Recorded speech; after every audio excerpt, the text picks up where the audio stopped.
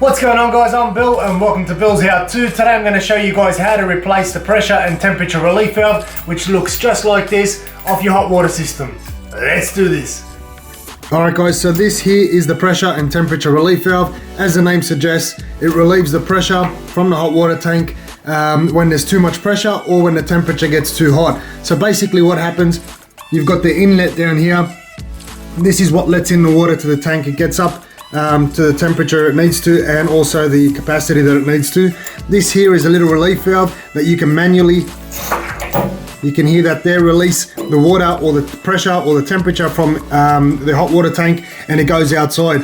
Now this unit here is actually pretty new, to be honest. It's probably only a couple years old, but for some reason it seems to have failed and it's now leaking outside. So I'll show you guys in a second. That's how I figured out that it's actually failed. And that's because it's leaking water outside. I'm going to show you guys what that looks like now. So this is the outlet right here, and that's the mess that it's leaving, constantly dripping. It looks like it's been like this for a while. So that area that you could see that was dripping outside is actually coming from the relief valve. It shoots outside the wall and then just drips outside.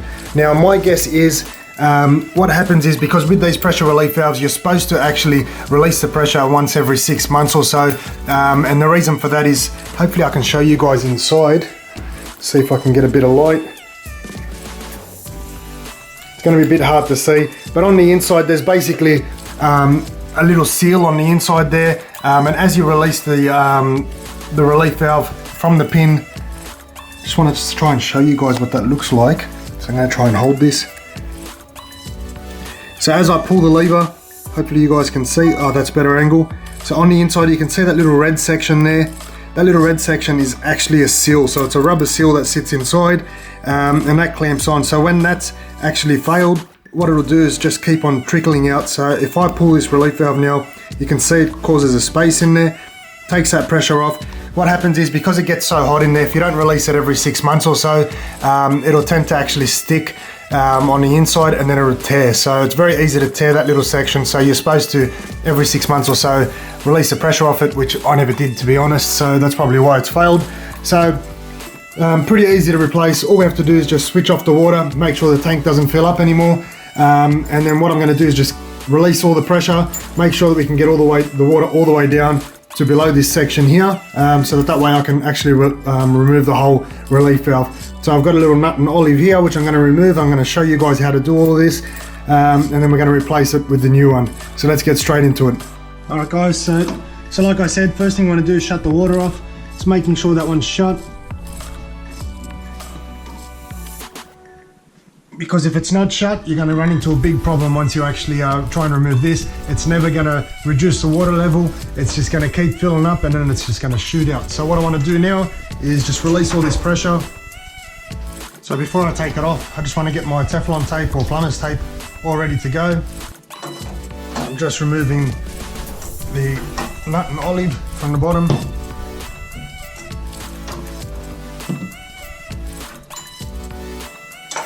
Might still be a little bit more water in there that might come out.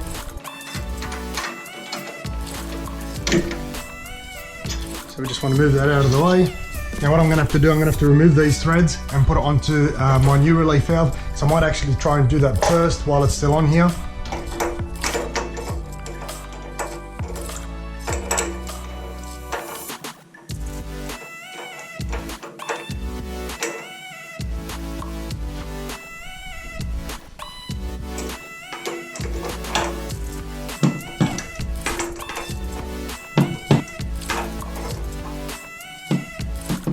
So yeah, while you're sitting there just staring, you might as well like, comment and subscribe to this video. Hopefully this video will help some of you guys out and save you a couple $100 from getting a plumber to do it. So a new temperature or pressure relief valve cost me $75. If you were to get a plumber out to come out and have a look and then replace it, figure out what's wrong with it, I guarantee you're looking at least $400. So you can thank YouTube and thank me later. So I just want to remove all of this old tape that's on here and we'll put some new one on. So now to remove this, you can just grab a hold of it and once again turn that all the way around. Might be a little bit tight to remove it at first.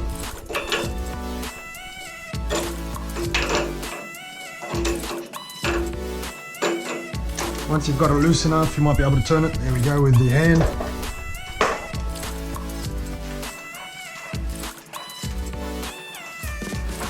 You can see the water's slightly trickling out.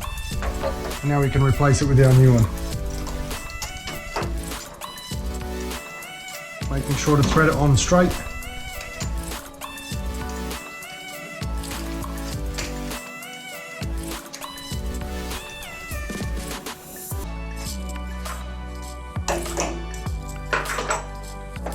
I'll see if I can get another full turn out of this.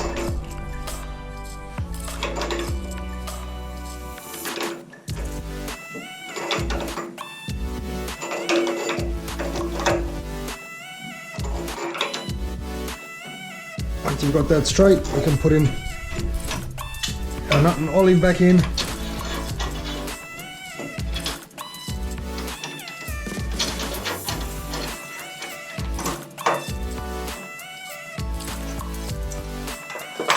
Alright, now we just want to turn on the water. Make sure we've got no leaks.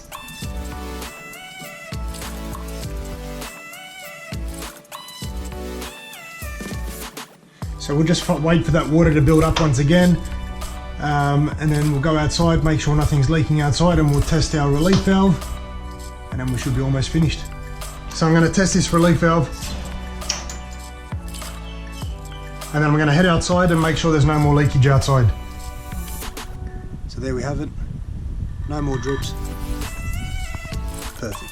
So there you have it, guys. That's how to replace a faulty pressure and temperature relief valve off your hot water system. Hope you guys have enjoyed the video and I've saved you a few $100s. If there's anything else you guys would like to learn how to do in or around your house, put it in the comment section below and I'll be happy to show you guys how to do it. As always, like, comment and subscribe. Until next time, I'm Bill. Thanks for watching Billshowto.